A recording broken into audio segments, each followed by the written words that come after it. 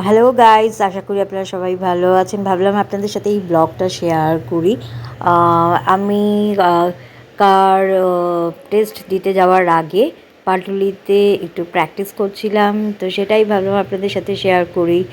অনেকদিন কোনো ব্লগ দেওয়া হয়নি একটু ব্যস্ততার কারণে, তো ভাবলাম আজকে এই ভিডিওটা শেয়ার করব এবং এরপরে একটা ভিডিও দেবো যাতে আমার কী কী টিপস পেয়েছি গাড়ি চালানোর সুবিধার জন্য।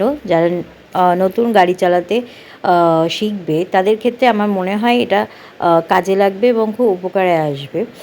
যেমন পড়াশোনার ক্ষেত্রে একজন আমরা যখন মাধ্যমিক দিই আগে যেমন আমরা সাজেশন নিই, তো সেরকমই গাড়ি চালানো শেখানোর আগে কিছু সাজেশন জানা থাকলে খুব উপকার হয়। তো সেগুলো আপনাদের সাথে শেয়ার করব। সেই জন্য ভাবলাম আপনাদের সাথে এই ব্লগটা বানাই। কার ড্রাইভিং টেস্টের আগে পাটুলিতে একটু প্র্যাকটিস করে নিচ্ছি, কারণ ব্যাকে এবং ফ্রন্টে গিয়ে মোটামুটি আপাতত শিখে গেছি, কিন্তু নেক্সট মান্থে হয়তো কার ড্রাইভিং টেস্ট হবে। লার্নার পেয়েছি, এই জন্য লার্নার নিয়েই 6 মাস লাইসেন্সের বদলে গাড়ি চালানো যায়। তো কদিন লার্নার নিয়েই ড্রাইভিং করছি, যদিও গুলুর বাবা পাশ থেকে ইনস্ট্রাকশন দিচ্ছেন এবং হেল্প করছে। আজকে দুটো টিপস দিচ্ছি আপনাদের।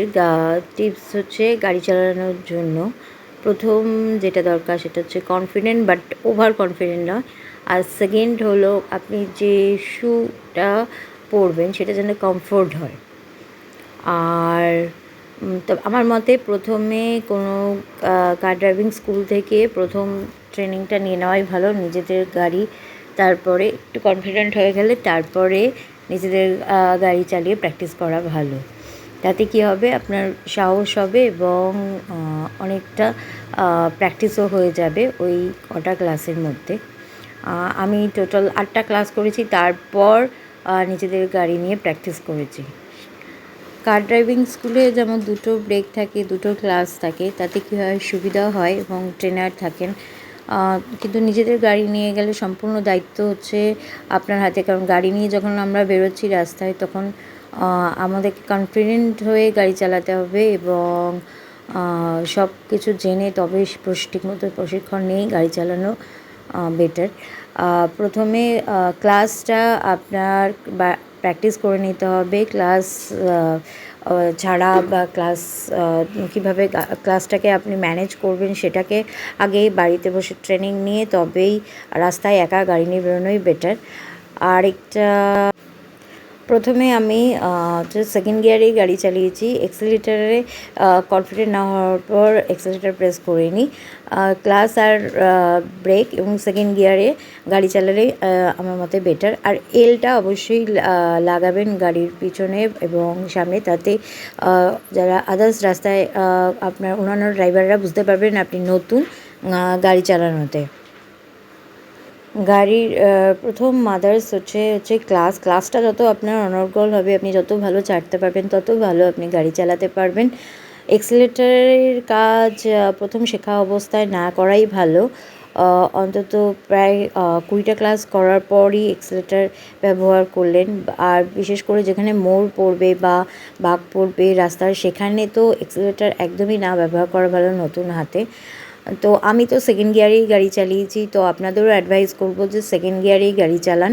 তারপর একটু কনফিডেন্ট হলে নিজের উপর বিশ্বাস এবং নিজের হাতে হচ্ছে স্টিয়ারিং আর ক্লাসের কাজ যদি একদম অনর্গল হয়ে যায় তখনই এক্সেলেটার ব্যবহার করা বেটার।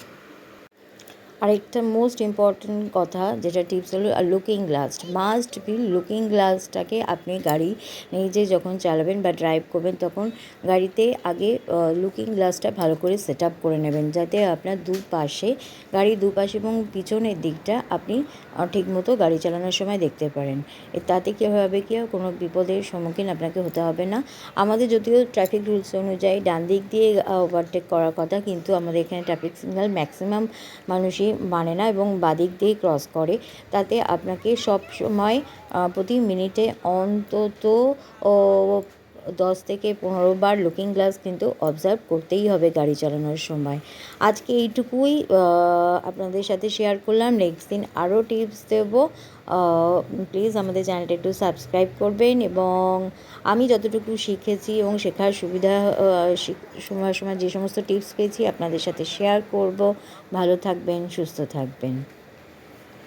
আবার নেক্সট একটা টিপস সম্পূর্ণ ভিডিও নিয়ে আপনাদের সাথে আবার দেখা হবে।